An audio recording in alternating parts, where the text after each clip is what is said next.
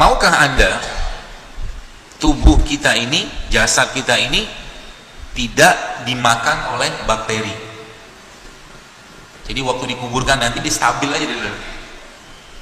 Dia tidak tidak hancur dengan pembusukan dan segala macam.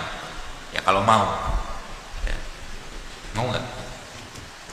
Mau nggak badannya tidak dimakan bumi dan tanah ini? Oh, ya, takut gitu? Harusnya sih mau, karena kalau dia stabil dikubur, aman dikubur, insya Allah perjalanan selanjutnya akan aman, kan gitu. Secara normal kan kita akan mati dan jasad kita ini casing, kalau bahasa saya ini, semua yang ada ini akan dimusnahkan oleh Allah, disisakan satu bagian saja, itu bagian tulang ekor. Ya. Jawabannya bagaimana caranya? Pilihannya dua. Kalau nggak mati sebagai syuhada atau syahid, matinya sebagai penghafal Al-Quran. Baik, kita nggak usah bahas syahidnya atau orang yang syuhada. Kita bahasnya adalah, yang kita bahas, kenapa bisa tubuh para penghafal Al-Quran tidak dimakan tanah? Coba pikir. Teman saya ada tesisnya bunyinya atau judulnya begini: kenapa manusia di surga tidak mati-mati? Judul tesisnya. Dan memang begitu yang Allah sampaikan. Di surga itu manusia nggak bakal mati-mati. Kenapa? Karena kematian Allah sembelih di sana. Allah hilangkan kematian di situ. Kenapa? Allah tidak izinkan kematian itu untuk menghabisi atau menjadi akhir dari kehidupan manusia. Jadi kematian itu dianggap atau di sana dibuang, nggak ada lagi kematian di situ. Allah tidak izinkan makanan yang kalau sekarang kita makan sekarang, maka makanan kita akan sebagian berubah menjadi darah, daging, otot, tulang segala macam, tapi sebagian lagi berubah menjadi kotoran. Tapi di surga nanti Allah tidak izinkan makanan tadi untuk berubah menjadi kotoran, maka di surga tidak akan ada ludah, tidak akan ada kencing, tidak akan ada kotoran dari BAB kita. Allah izinkan cuman yang kita makan itu untuk berubah menjadi keringat, dan keringat baunya pun seperti kasturi, seperti itu. Lah ini nggak ada izin Allah untuk makanan tadi, hanya itu. Artinya apa? Bisakah di dunia ini kita mendapatkan izin Allah untuk mendapatkan hidup yang tenang, hidup yang baik, hidup yang bebas dari segala macam penyakit? Jawabannya bisa dengan cara apa? Kita minta izinnya Allah. Izin Allah hanya bisa diberikan kepada siapa? Kepada orang-orang yang mengikuti perintahnya. Kalau kita kerja di suatu perusahaan, Bapak sekalian, maka kalau karyawan tadi patuh kepada itunya, kepada pemimpinnya atau mungkin aturan perusahaan, maka karyawan itu akan hidup dan kerjanya tenang. Masuknya dia katakanlah diperintahkan, judulnya katakanlah tanggung jawabnya dia masuk itu pada pukul 7 misalkan. Coba dia molor sedikit jam 7:30, pasti muncul was-was. Kan gitu kan? Kalau dia katakanlah gajinya misalkan 5 juta misalkan, kemudian tiba-tiba dia ngambil barang yang bukan hak di perusahaannya, pokoknya melakukan penipuan fiktif segala macam gitu kan, akhirnya dapat uang dari perusahaan tadi dengan tidak halal, pasti nggak tenang. Itu fitrahnya kayak begitu. Karena kolbu itu imannya seseorang, fitrahnya kita itu hanya menerima yang baik-baik. Orang yang pertama kali berzina pasti takut, pasti was-was. Orang yang pertama kali mencuri di satu tempat pasti takut, tapi karena nafsunya membuat dia atau menjadikan dia lupa dengan dengan ancaman-ancamannya, maka dikerjakan terus-menerus seperti itu. Ya, dikerjakan terus-menerus seperti itu, dan akhirnya apa? Tertutuplah hatinya di situ. Dia nggak tahu lagi mana yang baik, mana yang benar. Semua dikerjakan sama dia. Itulah yang terjadi pada orang-orang kafir saat itu. Allah tidak kasih hidayah kepada mereka.